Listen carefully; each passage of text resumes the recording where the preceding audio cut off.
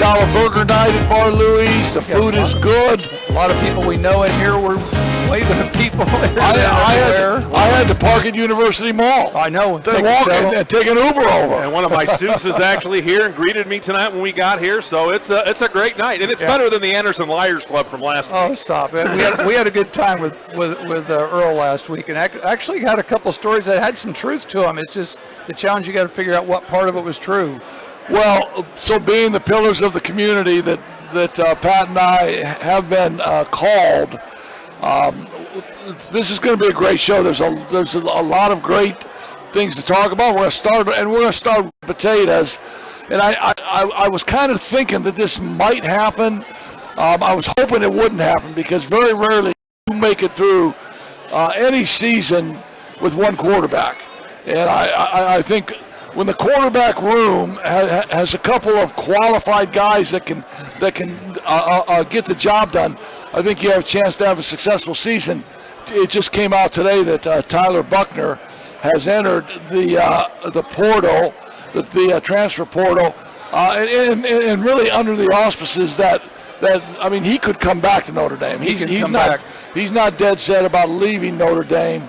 But when you look at the blue and gold game and you look at some of the numbers, Sam Hartman was 13 for 16. He put on a show, didn't he? In that first half? just played really well. 179 yards, a couple of TDs. He ran for a TD.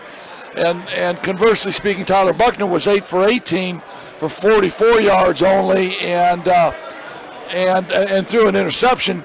But you made a great point in playing that game. With the quarterbacks having the red jersey on. Right.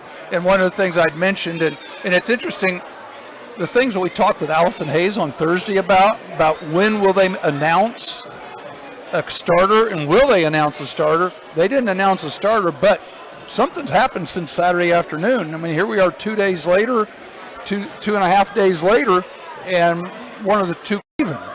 And the blue and gold game, when you have a spring game like that, quarterbacks are wearing red jerseys, do not touch.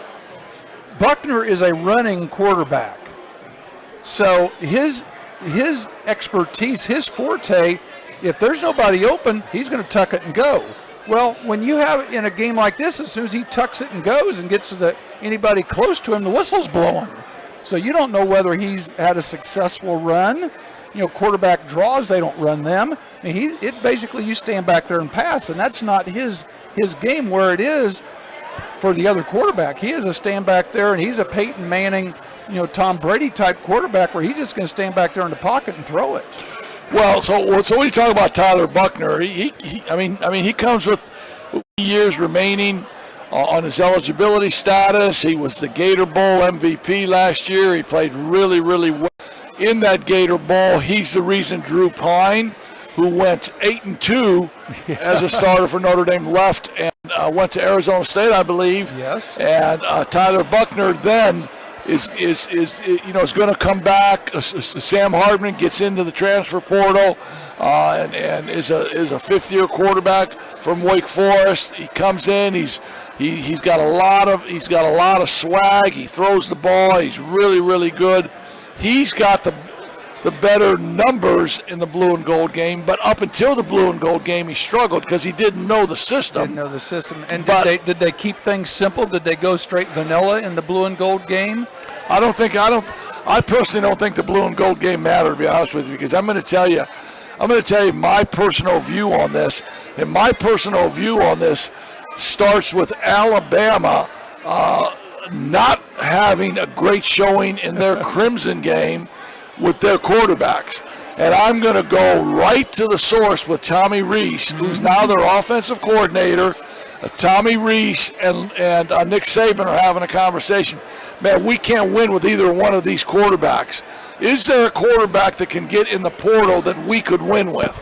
And Tommy Rees said, yeah, there might be. I think I can make a phone call. I think I can make a phone call, and I think I can get this kid into the portal, and what he'll do for you with the quality of athletes you can put around him, with his ability to run the football, with his ability to throw the football, and not be a prolific thrower, but a good enough thrower. Facilitator. Yeah, and I think he's better Coach Saban than anybody we have right now. And that's interesting you say that, because I was listening to one of the 5 o'clock sports shows here locally on the way over here, and they specifically mentioned that it's very possible that Buchner may be on a jet tonight, heading for Tuscaloosa. Yeah, I don't think there's any question. As soon as I heard that, Buchner, professed all this love for Notre Dame, man. I love Notre Dame. I love my teammates. I love this. I love that.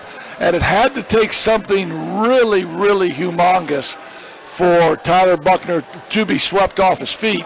And how much more humongous can you get than Alabama? And how much more NIL money can Tyler Buchner get than from Alabama? And I don't. But in fairness to Tyler Buchner, I don't really think it's all about money. I think Tyler Buchner wants to play. He wants to play. And he has 3 years of eligibility, and he knows Tommy Rees's system. And for the local people here, you might go camp out at the airport and see if a big jet, if one of the jets comes in here with a big A on the back, to see if they're going to fly somebody up here to get him, or are they going to put him on a commercial flight and say, come on down? Well, I think your comment that you said about a minute ago, he's probably already in Tuscaloosa, and they're probably sitting down right now kind of talking about some things. But I think Tyler Buchner is a competitor. I think he's tough as nails. I don't think he's I'm not even sure he's Drew Pine throwing the football, but I know one thing: he's going to give you everything he has. And if you put great players around him, and I don't mean great players at just 4 or 5 positions, I mean 11 great players on the offense. Think how many Alabama players are going to get drafted here in 2 days. So I don't know if that's going to happen. But I think Tyler Buchner was going to go to Wisconsin or Illinois or any program like that. Just to play. I think it had to be something huge, and something's going on. I'm kind of thinking that's kind of in the works now.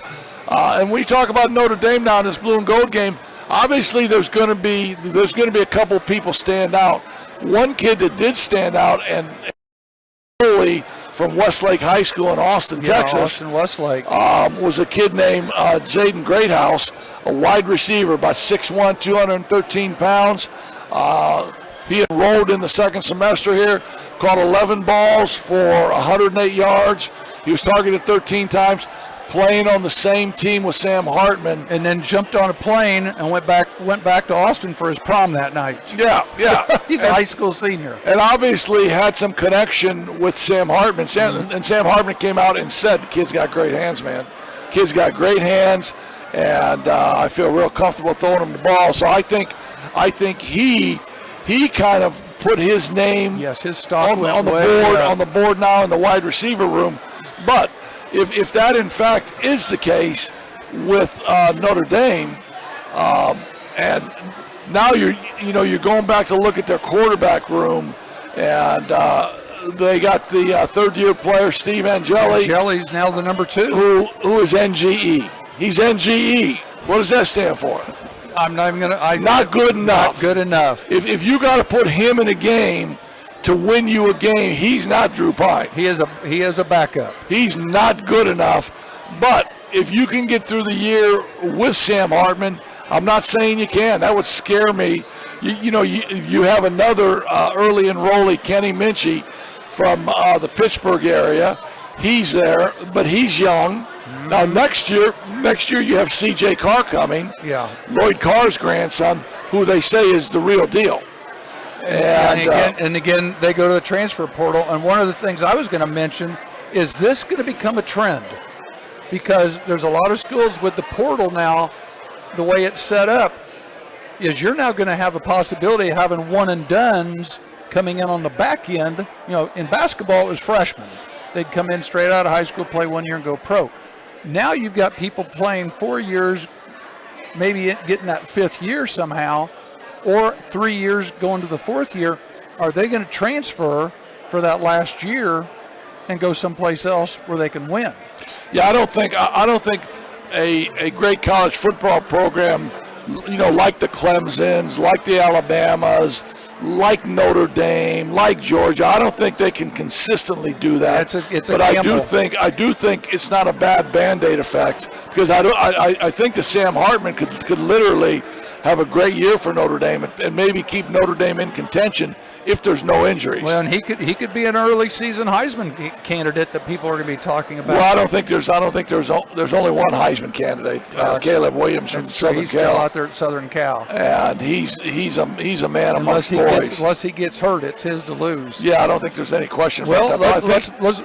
Are you finished? What else we got with Notre Dame? We had a linebacker transfer. Prince Khalil. We had, and then the Lorenzo Styles, the wide receiver turned DB. He gets. They had their team draft. They had to pick the teams, and the next day he leaves. Doesn't even put a uniform on for the game. Now, doesn't he have a brother or something? It's Ohio State. Yeah, his brother. And Scott mentioned that Thursday. So he may end up in Columbus. But I think so. So the transfer portal now is opened up until April 30th. And that's why you're seeing all these people come out now. Everybody's had their spring game. People are going in to get their evaluations. They're going in saying, Coach, where do I fit in for next fall? And so they're getting some honest answers, obviously. Without question. So will Notre Dame go to the transfer portal for a backup quarterback? Will they go find him a backup? I mean, that's a possibility now because of people moving, like you said, after the spring game, and obviously you want to get somebody with experience, and maybe Tyler Buchner. Maybe it's all speculation that we talked about with Alabama, but you certainly understand the connection between Tommy Rees and Tyler Buchner, and the fact then that after the Alabama Crimson spring game came out, none of those quarterbacks, in the immortal words of 1946 Mr. Basketball Johnny Wilson, could bust a grape. They couldn't bust a grape. They couldn't bust a grape. And so now Nick says, Tommy, we got to get us one. And Tommy says, I got it. And then here at South Bend, Coach Freeman did leave the door open where he told Buchner, if you don't find something you like, the door is open where you can come back, which, again, that brings up a whole nother question. There's some schools that won't say that. They say, if you don't let the door hit you in the behind on the way out. If you leave, the door's locked. You're not coming back. Yeah, I don't. Marcus Freeman would say that because he needs a backup quarterback. He needs a backup, and I don't think he'll find somebody as good as Buchner as a backup. No, and who already knows the system. Yes. So I'm happy for Notre Dame. They got their quarterback. If indeed this is the deal for Tyler Buchner, I'm sad for Notre Dame from that standpoint because he's a quality football player. But I'm happy for him.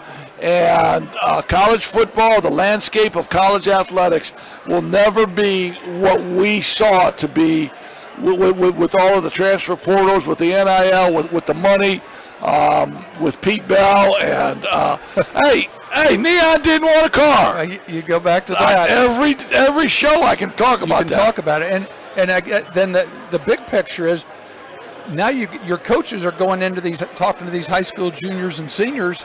Where's the loyalty? Here you've got kids that are as a senior, hey, I'm going to Notre Dame. Now, he comes in as a freshman. He thinks, okay, I'm going to sit as a freshman. Boy, when I'm a sophomore, I got a chance to play. Now that changes. Now he's still got to worry about a grad transfer coming in, taking his minutes as a sophomore. Now does he sit a second year? Yeah, so that's a whole new scenario. It's just a whole new landscape for college athletics. And so you can come in and coach a kid hard. Right. I mean, I was a hard coach to play for, and you were a hard coach to play for. We demanded that our guys understand and play hard and win their positions, and not go at it from a standpoint of being soft. And so when you coach hard, you upset some people, you upset some players. But I can tell you this. When I coached hard at Anderson, I would always come home at night, maybe 8 o'clock, you today at practice, but you ain't blocking out. And I got to get you to block out, and I got to get you to rebound. If I got to coach you hard to do that, I'm going to do it. But it has nothing to do with you personally as a young man, because I like you. I think you're a really, really good player, but I'm going to coach you hard. Now when Marcus Freeman brings some kid can say, thanks, Coach. Man, I want to be coached hard, depending on what kind of high school experience he had. Or he can say, I'm out of here, man. Mm-hmm. I agree. And I'm out of here. One of the things I always did, especially when I was at Adams, and I was because I had so many kids that wanted to play. But I'd tell them, I said, look, when you're on this side of the line, you can't take it personal. because I'm not here to be your friend on this side of the line. Now, when we get on the other side of that line, we go to the locker room, I can be your friend. I can do this, I can do that. But I'm cheating you if you're on this side of the line and you do something that needs to be corrected and I don't correct it. Now, you may not like the way I go about it, but like I said, don't take it personal. It's a business when you're on this side of the line. Hey, so we're saying the same thing. Yeah, no, so I would tell them, don't listen to how I say it, listen to what I say. Yeah. And my good friend Dave McCullough, who we were one of the best basketball coaches in the state of Indiana, long-time, 19-year career at Noblesville. He throws a ball at a player, hits the player. Mm-hmm. Okay? And he got fired for it. I got on the phone with Mac. I said, Mac, I'm coaching guys that are quicker at Anderson. I throw the ball at players at Anderson. They get out of the way. You got to choose who you're throwing the ball at, man. You can't throw the ball at a. You can't get out of the way. You're exactly right. I want to talk about two cool things, I think, too.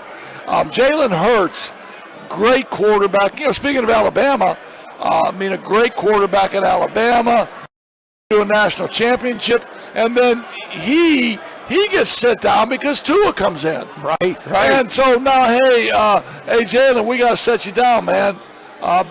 Because we got Tua coming in. He was a Heisman candidate at the time. Yeah. And so Jalen said, all right. Then he transfers to Oklahoma and has a nice career there. The Philadelphia Eagles get him in the second round. Wasn't even a first-round pick. No. Now he's a great quarterback in the NFL. Takes his team to the Super Bowl.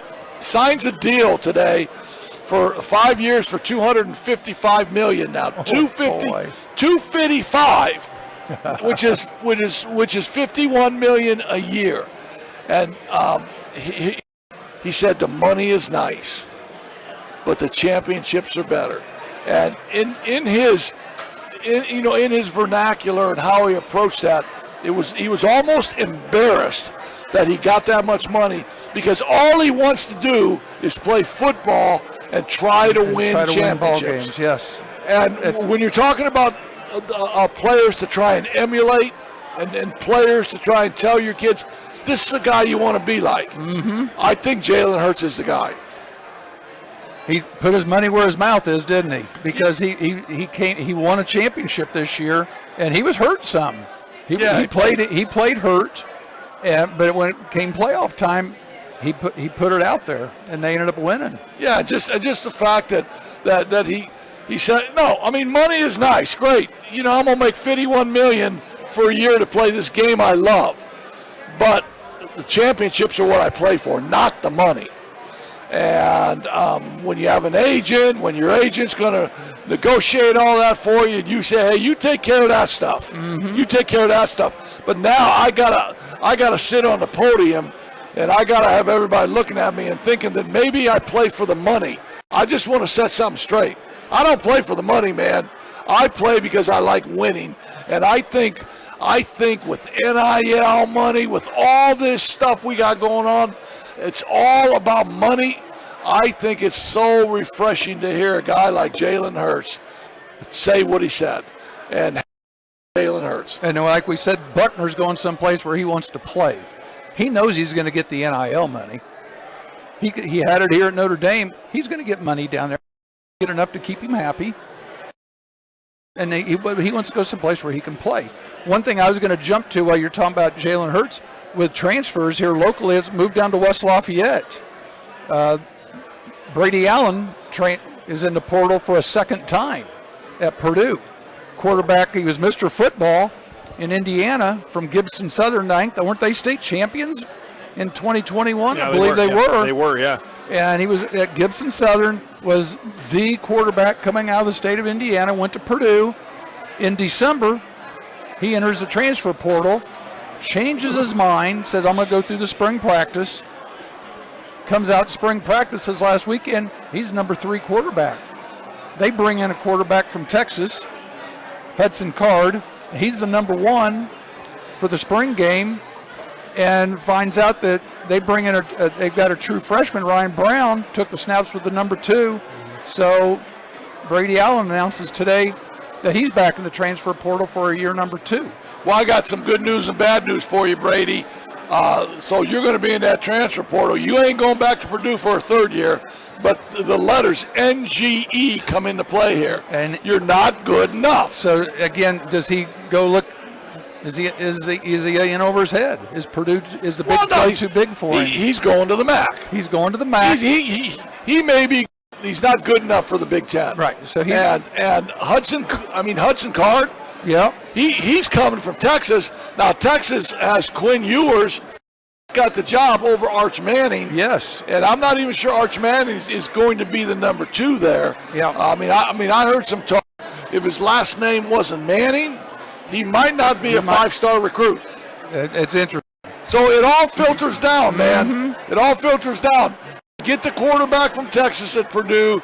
They get a new coach in there. Mm-hmm. Now this coach Ryan Walters has no allegiance to any of them. To Allen. The only allegiance he's got to is the guy he brings in from Texas. Right. And that's what happens when you go through a coaching change, not only at the college level, but also in the NFL, the NBA, Major League Baseball. Those coaches want to bring in their guys unless the guy is good enough. Well, and then speaking of new coaches, you know, all ESPN, their big game this weekend was the Colorado spring game. You know, 7,000 people there. Deion Sanders they're sold out for a spring game. Hey, Deion didn't want a car. All he wanted was a cowboy hat to coach at Colorado. Well, he put on a show, but did you see they had 20-some transfers? 23 transfers after the game. Yesterday and today. 23 transfers yesterday and today. I think they're up to 40 that have transferred. And they had 13 prior to that. So that's half their scholarships. Well, and Deion said, I'm not playing with guys that aren't good enough. And he can get guys in there. Now, Deion is going to the transfer portal now. And he's saying, do I want this linebacker from Notre Dame? Mm-hmm. Do I want this? Do I want that? It's recruiting 101 all over again after the spring games, and it's kind of ridiculous. It's ridiculous. It has none of the collegiate athletic standards that we grew up with. No, it is strictly a free agency like the pros.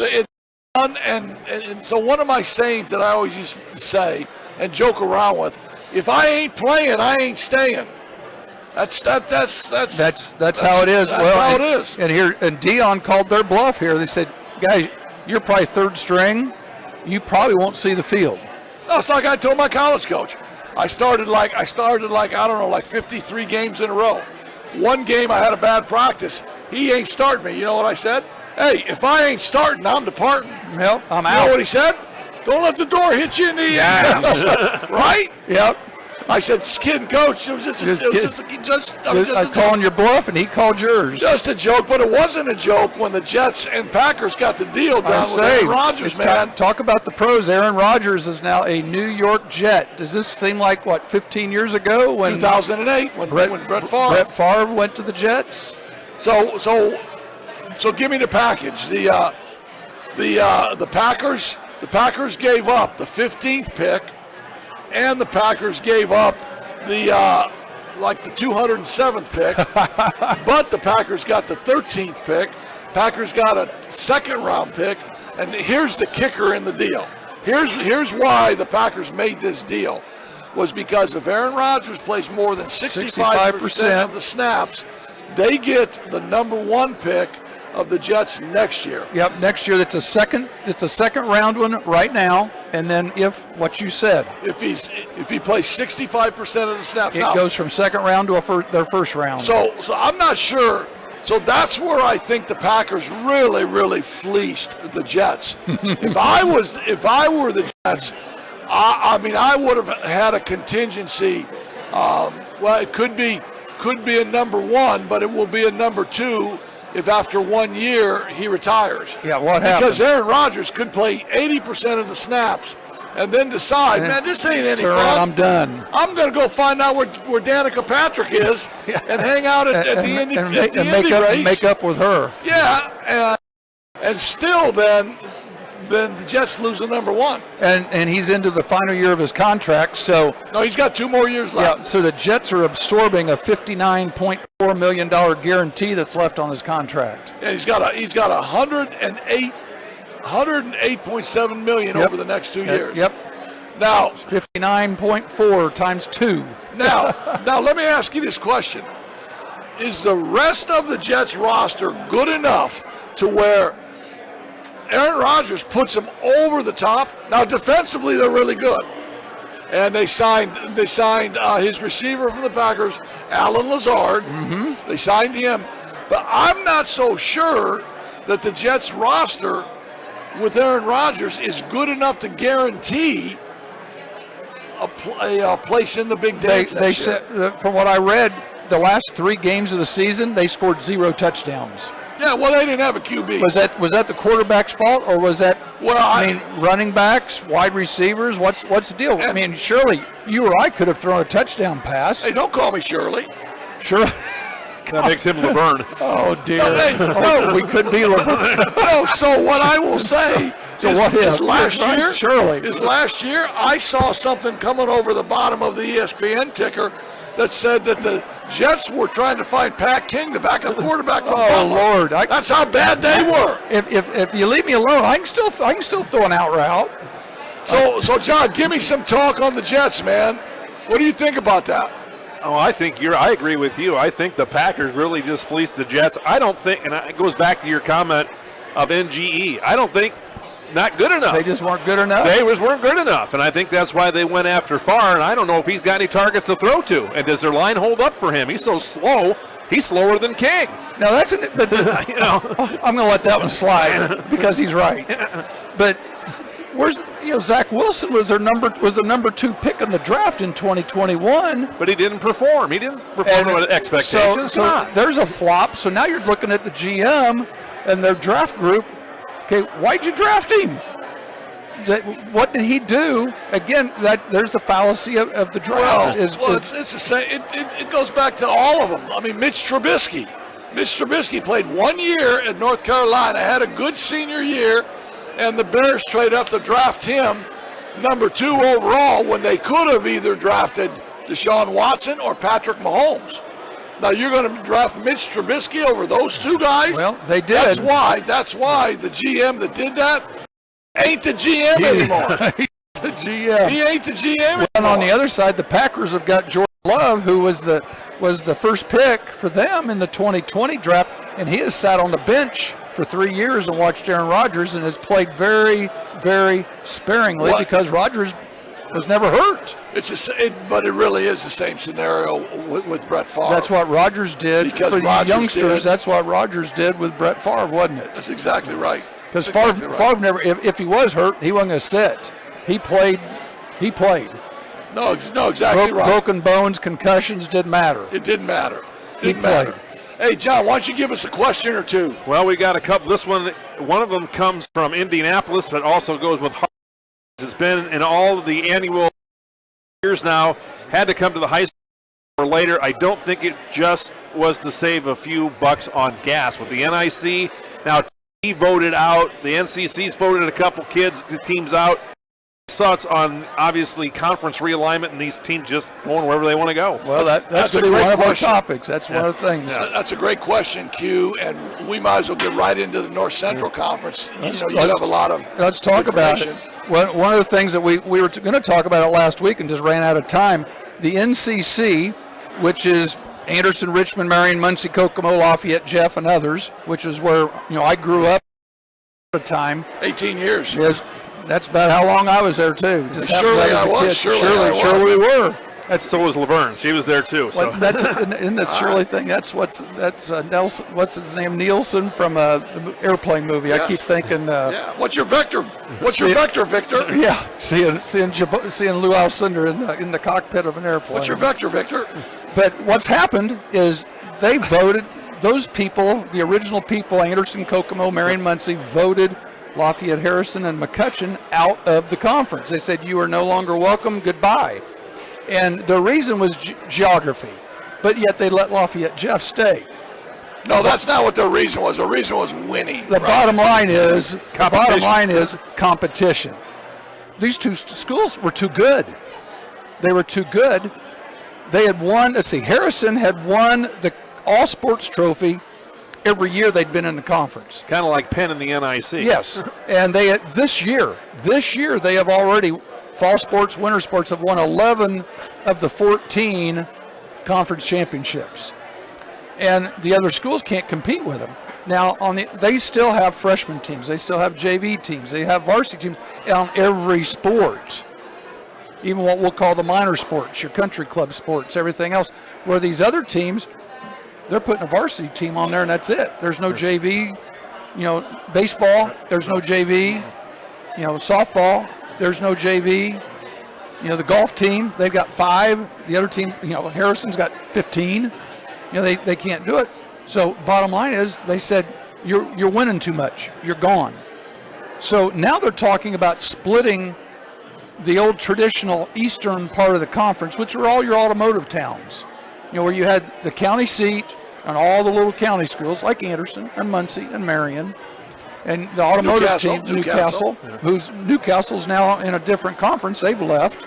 But they're talking about adding teams and getting them from other conferences. They're talking about gutting the Hoosier Conference, which is Hamilton Heights, Northwestern, Tipton, Western, Benton Central, LCC, Rensselaer, Twin Lakes, Lafayette, West Lafayette. They're talking about some of those teams coming into the North Central Conference. And you and I obviously got an opinion on that. Yeah, I don't think that. I think the North Central Conference was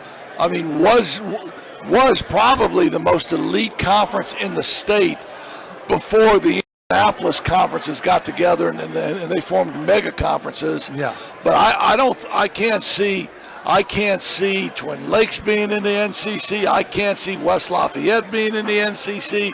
I can't see Western. I can't. Maybe Tipton. Tipton's got a great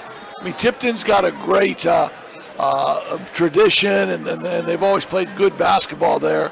But some of those schools, it's like the Bremens and the Jimtowns. You're getting right back into that. Yeah, and those kind of schools, in the NIC. Don't make the same mistake the NIC did. No. So I don't know if Newcastle is. So on the other end excited. of that, in the Hoosier Heritage, you've got Delta, Newcastle, Yorktown. Do you bring them in and let them be in like the eastern part of the conference if they're going to split it up east and west? Well, one school that I could see coming in would be Mount Vernon. Mount Vernon is a really athletic school. They've played athletically they're good. They had a lot of kids, I believe, move in from the Ben Davis district, and Mount Vernon I could see coming in. I don't know. Lafayette Jeff left the NCC, went out. And came back. They let Lafayette Jeff back in. Would Newcastle want to come back in? I don't know. I don't think it necessarily has to be a 10-team conference anymore. I think if you got Mount Vernon back in, they're at 7 right now. I think if you get Mount Vernon in, that'd be 8. Maybe you get Tipton in, that'd be 9. Maybe a West Lafayette. I don't think Yorktown or Shelbyville or Pendleton. You're mentioning 2A and 3A schools. Exactly. Now, exactly. The Hoosier Heritage Conference here with Delta, Greenfield, Mount Vernon, Newcastle, New Pal, Pendleton, Shelbyville, Yorktown, those schools are more 3A and 4A schools. But now again, you're looking at geography. Where are they? Because let's face it, that's a long trip from Richmond to Lafayette, Jeff. That's a long trip. No, I know. It's a long trip from Anderson to Logansport, especially when you're going to get Eddie Schilling's best man, his neighbor, and his uncle working the game when we played him at Logansport. I told Eddie, I said, Eddie, was this cat reffing tonight? Was he in your wedding? Eddie looked me straight in the eye. I said, heck, nope, was not in my wedding. I said, Eddie, if he was in your wedding, I'm coming looking for you after the game. He was the DJ at the reception. He was in the wedding. We got beat by 3. I went running to Eddie's office looking for him after the game. Assistant coaches, Anderson's door said, hey, Coach, Eddie had an emergency. He had to run home real quick. Yeah, of course he did. I coached against Schilling when I was there at North Miami. He was his first year over there. that's why we can have fun with him too. Eddie's a great coach, and and just ran great programs at Park Tudor, at Logansport. So that's the North Central Conference. Who knows what they're going to do? Well, here in this area, smaller schools, Tippecanoe Valley, they made the announcement that they were going to form that new conference, which still doesn't have a name. So it's going to be Tippy Valley, Bremen, John Glenn, LaVille, Knox, and Jimtown. Yep. All right, so they're leaving the conference. So guess what? The TRC people got together and hurried them up. And they gave them some options. You can stay for 2 years and then leave, or you can stay for 1 more year and pay everybody $1,000 to get out of contracts. It's all about money, ain't it? Or you can leave when school's done here in May. And that's the same thing going on in the NIC. I was talking with Greg Humnicky at a softball game last night, and he said the schools that are leaving are going to have to pay $1,000 to break football contracts. For basketball, it's $500 if you want to leave. Otherwise, you got to stay for at least 2 years. Yeah. But now they're going to have to pay the money to say bye. So they're going to stay 1 more year. Or do they come together? Do the conference, administration come together and do the same thing that the TRC did and said, or you can leave May 30th, adios. But in the meantime, the TRC has already taken Lewis Cass. Yes. Who just left Lewis the Hoosier. Cass just left the Hoosier, which is with Hamilton Heights, Northwestern, Tipton Western, and they're going to go to the TRC and take their place. So you're going to have Lewis Cass with Maconaquah, Manchester, North Miami, Northwood. Well, Northwood and Southwood are getting ready to consolidate. No, Northwood's in the. I'm sorry, not Northwood. Northfield. Northfield, yeah. Northfield, which is just north of Wabash. Yes. They're on both sides of Wabash. North is north of them. Southwood's on the south side of them. So who left? So Lewis Cass is coming down here. They're going to take Tippy Valley's place. So who left Marion to coach at Northfield? Mo Smedley. Mo Smedley. I mean, Mo. Yeah. I love Mo, man. What a great coach Mo was. Marion Giants. Yeah. And he took Pete Smith's place. Yeah, I love Mo. Pete left to go to Noblesville. I love Mo, but so there is going to be conference realignment. And there's more because I think toward Indianapolis, like Danville, Tri-West, Plainfield, that area, there's some movement in one of their conferences too. And I just don't have the information. I was looking in the Indy Star earlier to see if they had anything, and they just don't have any updates on that. So let me ask you this question: has there been any movement on the NIC bringing other schools in, or looking to add, or what's Hummer saying about that? Well, right now they're kind of in a wait mode because obviously they've voted to close South Bend Clay after next year. So there's 4 schools. Yeah, so there's 4 schools now. Going to get rid of Clay. Who do they want to bring in here? They don't really want to bring anybody in from the Lakes. Penn is still talking about maybe moving to the Duneland at some point because they've been, the Duneland's been dancing with them for years about getting over there because, they're the biggest school in our conference in the NIC, and they're beating the crud out of everybody. So does Penn go do what Notre Dame's done and go different conferences? Do they go to the Duneland for football and basketball, and then their minor sports because of travel and stuff stay in the NIC? Possibility. Well, Humnicky wants to come on at one of these times and talk a little bit about that, and I said, well, we'll talk about it. We got the month of May. That's a good idea. So we gotta get a show for about 2 hours when Greg comes on. I'm just saying. I can make that work. Saying. Hey, I'm the producer. I can make it work. Or we'll have him on the Thursday. So if we need to, we'll just zoom him. We'll just hit the end button. Oh, jeez. We got another question. You said you have several. I do. We're going to go to the draft here pretty soon. Yeah. Well, this one stays with high school basketball. This comes from Jose down in Kansas City, Missouri. Hoseby? Yeah. Hoseby or Jose? Jose, not Hoseby. Jose. That's his cousin. Without putting emotion into this, did the voters get it right for Mr. Basketball in naming Marcus Burton from Penn? Well, I don't think there's any question. And if they didn't name Marcus Burton, there should have been a complete FBI investigation. I've been saying that for weeks. He was almost unanimous. So that means I voted for him. I'm a voter on that, and I voted for him. He was almost unanimous. Yeah, no. Averaged 30-some points a game, led his school to a great record, coached by the great Al Rhodes. Yeah. Now there were other good candidates. The kid that's going to Ball State, Zane Doherty, he was a good candidate. There were some other good candidates, but I don't think any of them did what Marcus Burton did. And when you score like that, I mean, it's not like other teams aren't trying to set defenses up, trying to cut the floor How in many half. box and ones did I watch Yeah. in the tournament and everything? doing that, a triangle and twos and things like that. So And Marcus, walling up behind him. so Marcus was really self-deserving. Give us one more, man. Why don't we do that to lead into the NFL draft?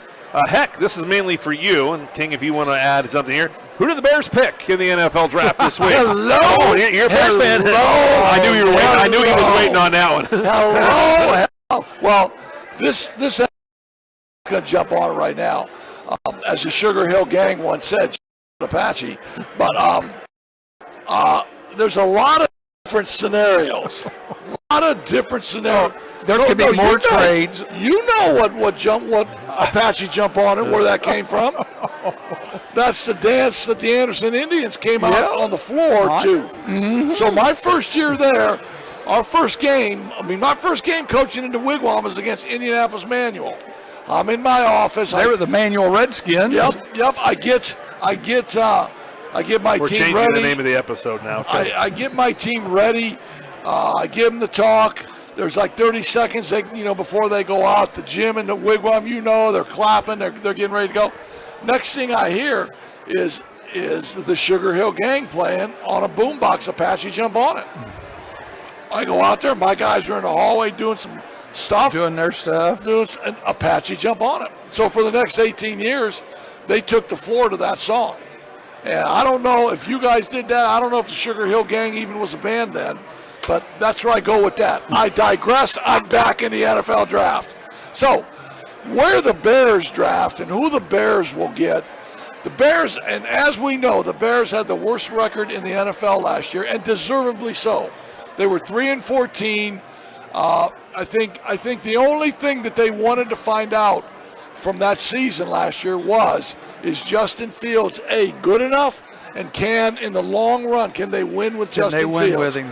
And I think in their thought process with their new GM, Ryan Poles, who came over from the Kansas City Chiefs, and their coach, Matt Eberflus, I think they came out of that saying that we can win with Justin Fields. So we don't need to draft a quarterback.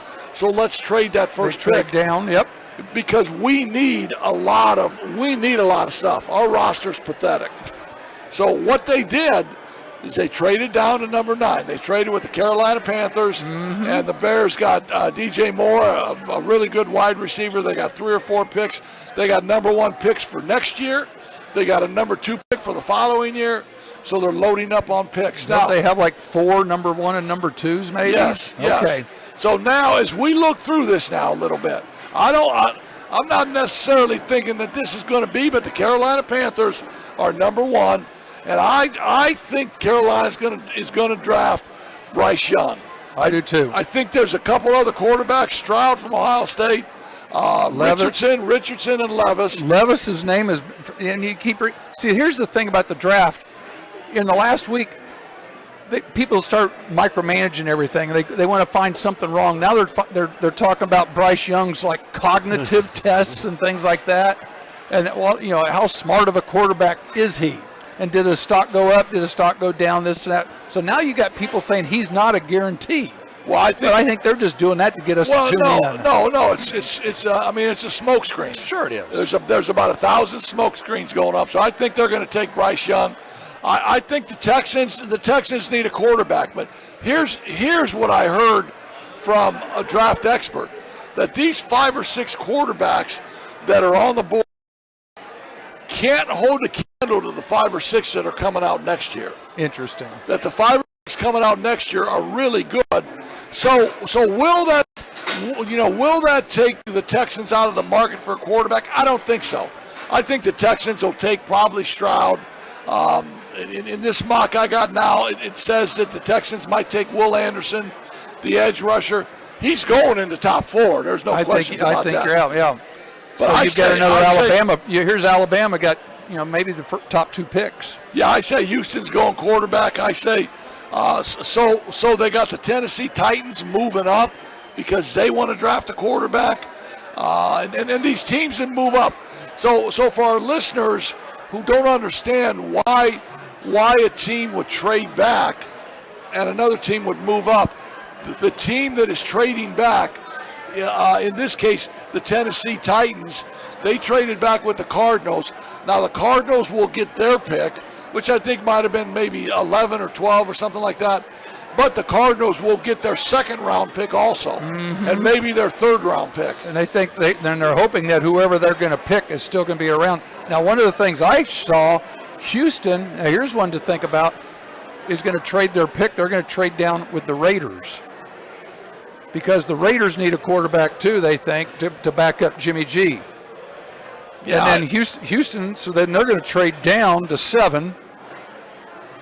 And all kinds. So there's all kinds of things. So when you're talking about the Bears at 9, it depends on what happens in front of them. Well, I think the Colts. I think the Colts would be in good position to get Levis or Richardson, however it goes. I think they're. I don't know. I've seen somewhere the Colts may trade up from 4 to 3.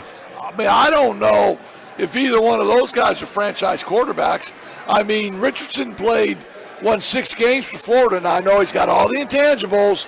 I know he's got all of that stuff, but I don't know. I mean, I don't know if he can just flat out win in the NFL. And Levis got the measurables, man. He's big. People like him. Ball. People like him. I don't know. I mean, I don't know what he did. And you said he's going to be the next Trubisky, and he might be. Yeah. Now, if Houston takes a quarterback, will the Colts move up to make sure they get a quarterback? The fear that Arizona may take one and then you use that as leverage. Well, Arizona doesn't need a quarterback. They don't need one. They have Kyler Murray. That's why Arizona could trade out of this third round.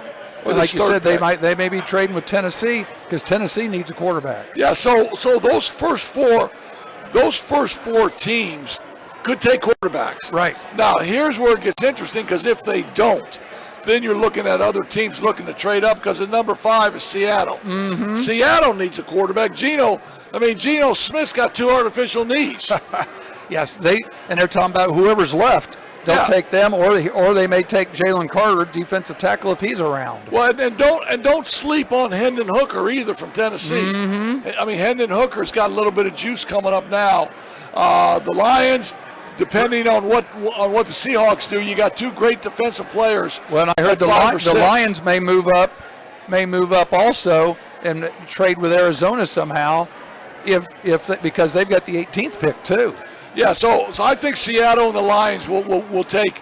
I mean, whichever way they flip-flop this, Tyree Wilson from Texas A&M as an edge, or Jalen Carter, the defensive tackle. Now Jalen Carter would have gone in this first 3 picks here if he hadn't had the issues that he had. Right, he's got the legal accident problems. and the legal problems, and the fact that he worked out, wasn't in shape, gained all that weight. And I read he's gained more weight since the combine. So the Raiders at number 7 want a quarterback.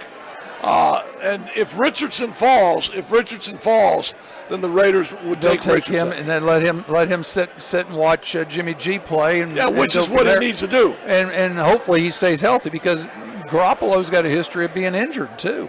So at number 8, Atlanta Falcons, they could take Nolan Smith, the edge rusher from Georgia, who's really good. Now here's offensive tackle, and there's 4 really good offensive tackles in the draft. Paris Johnson, Skoronski from Western, the kid from Georgia, and Darnell Wright, who's the tackle. So they're going to trade down in hopes that one of those tackles is still there. But we know Pittsburgh is in love with Paris Johnson, the tackle from Ohio State. So they're going to give the Bears the number 32 pick. And it's interesting, and I know, Q, you're listening, you'll understand this. The Bears had the number 32 pick, but traded it to Pittsburgh for Chase Claypool and lost the 32 pick. So the Bears, they're getting it back. So the Bears would want to get that 32 pick back, which would give them now 5 picks in the top 100. Wow. So here's where it gets interesting from the Bears. So the Eagles need another offensive lineman. They're going to take the tackle from Northwestern. Arizona Cardinals, who traded back, are going to get the quarterback. Take Weatherspoon. Yeah, they're going to take Weatherspoon, the great cornerback corners from Illinois. The great running back from Texas. I was going to say we haven't even mentioned running backs yet. And running backs never go high in the draft anymore. They used to, running backs are a dime a dozen now. Yep, they are. But Robinson is special, and he's from Texas. So the Houston Texans, they could come out of this draft with C.J. Stroud as their quarterback and Robinson as their running back, which would be a nice draft for them at 12. Because I had them going. I had him going to the Eagles in the pick number 10, but we'll see. Now this brings us up to Green Bay at 13, and this was interesting because we know how Green Bay loves tight ends, and something must have went on with Michael Mayer's his 40 times, something going on with some film of his, because they had penciled in that Green Bay was going to take Michael Mayer. Okay. But now they have Green Bay taking the tight end from Utah. Pretty good. Who's a Kincaid stud? was good, yes. Who's a stud? Number 14, the Patriots taking the best cornerback in the draft, Gonzalez from Oregon. I was reading where the Jets were worried that got the Patriots in front of them. I guess there's a history that the Patriots, when they are in front of them, they always steal their pick. And the Jets are always upset with that. So the Jets are still trying to finagle ways where they can get in front of that 14th pick that the Patriots have. So at 15 now, the Jets are going to take the third tackle and get the third tackle off the board that the Bears would have taken. And they need somebody there to protect Justin Fields. Yep. Well, no, now they need. And the Jets need somebody there to protect Rodgers. So now we go to 16. The dreaded Washington Commanders that can't bust a grape. I love Ron Rivera. Snyder is a nutball. The owner is a nutball. Yes. They're trying to sell the franchise, blah, blah, blah. So the Bears are at 17. So now the Commanders mess the Bears over, and they take the fourth tackle that the Bears would have taken at 17. Did the Bears do a sign and trade? No. The Bears do something better. Okay. The Bears do something better. At 17, the Bears trade down again. Oh. Because the tackles aren't there. Right. And the Bears need multiple players, so the Bears trade down with the Giants, and the Giants take the wide receiver from Ohio State. The Bears go down to 25, but now the Bears get, excuse me for a second, now the Bears get the another second-round pick from the Giants, a second-round pick next year, and another third-round pick this year. They're banking draft picks. So they're banking draft picks. The Lions will take the Penn State quarterback at 18. The Lions need corners because they were porous. Yeah, no, they drafted Jeff Okudah 2 years ago and just traded him now, and just traded him for a bag of balls. 19, Tampa Bay. Who cares who they take? But they're going to take. I mean, they need some offensive linemen because everybody's leaving Tampa now. Yeah. Tom Brady's gone. It's a rebuild at Tampa. Yes. It's a rebuild at Tampa. The Seahawks' second pick at number 20, they got a wide receiver from Boston College. I don't know who you have them going on their second pick. I got the 10 picks, and I gave up because I figured everything was going to change. Now, 21, the Chargers, interesting, Michael Mayer. Yeah, he's the first Notre Dame person Notre Dame, IU, first local that we've seen. And it's a clone of a guy that plays for the Rams, Aaron Donald. Oh, yes. So the Bears get a defensive tackle. They go down to 25. And they got a slew of draft picks now. They sure probably 7 or 8 in the top 100. So it's draft day. And that's it's movie draft day. Yeah, that's when the second and third rounds start filling in. That's where you get your players. That's when you fill in your team. Well, that's when you know what kind of GM you are. Anybody can pick. Anybody can pick. So now, I don't think that will happen because I think they're going to take C.J. Stroud early. They're not going to take another rookie. If they get Stroud, they won't take two. And, I agree. And Kansas City at 31, they're getting the best wide.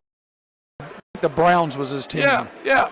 He ended up getting exactly what he wanted. Give us another question, John. This one deals Johnny, be good. With the NBA. We'll wrap it up with that. Your thoughts on the NBA playoffs? I think Jimmy Buckets is playing his butt off.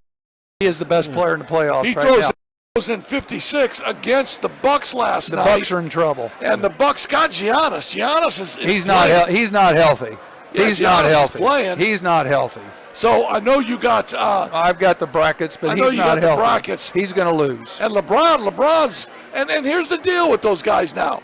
They manage their minutes. They don't play, called load management. Now all of a sudden they're playing. LeBron going double doubles. The number 7 team is the number 2 seeded team. Yeah. So go ahead, give us so what I'm just we got saying, here. That's a 3-1. That's a done over. deal. That's a done deal. Tonight you got Phoenix and the Clippers.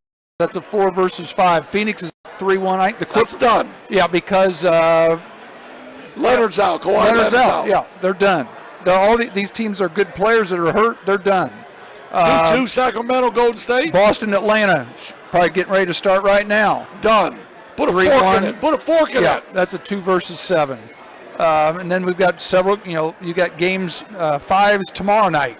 So you got three games every night. You got Sacramento, Golden State. That's a nice little series. Yeah, that's gonna be that's probably the best series right now. That's the 2-2. I think everything else is 3-1 right now. Put a fork in Memphis. The Lakers are going to take Memphis out. Yeah. Put a fork in Memphis. So Philly and Brooklyn, that's done, right? So Philly beat Brooklyn, right? So what people are looking at, you got the Lakers and Golden State that could be starting this time next week. We could be starting round 2 with the Lakers and Golden State. I like the Knicks. Knicks are playing well now. Thibodeau's got those guys playing. They're 3-1 against the Cavs. Madison Square Gardens is hopping right now. Yeah, give me another question, Johnny. Be good. That was actually the last one for this week. Bears. Yep. NBA playoffs. Marcus Burton. Let's see. College football and the conference realignment. Well. You got them Beautiful. all. You got them all. Yep. Right. We can wrap it up then. Well, we will be back here next Tuesday again. Yep. John's got baseball next week or softball on Monday. One of those things. So we will be back here live on Tuesday. And give your daughter a shout out here. One of the things I was going to mention before we leave, my daughter Stephanie down in Nashville. If you look there on the cover page, you see where we are. If you're watching right now live, right above it, there's a little white square that says Southern Knit Studio. Click on that. You got Mother's Day coming up. You've got graduations coming up. Buy a blanket from her. She's fully stocked. She's got 3 different kinds of blankets. And the reason I'm bringing it up is she was the lead nurse in Nashville 3 weeks ago when they had the school shooting there at Vanderbilt Hospital. So she was right in the middle of everything that was going on when they brought the 3 kids into the emergency room. And she saw all that. So one of the things that she has done, people don't realize it, those nurses, there's a lot going on mentally. They're very professional there, but behind the scenes when it's all over, there's a lot of adjustments, the mental stuff that they go through about seeing some of the things that they see. So one of the things Stephanie's doing is for every blanket she sells, she's taking some of that money.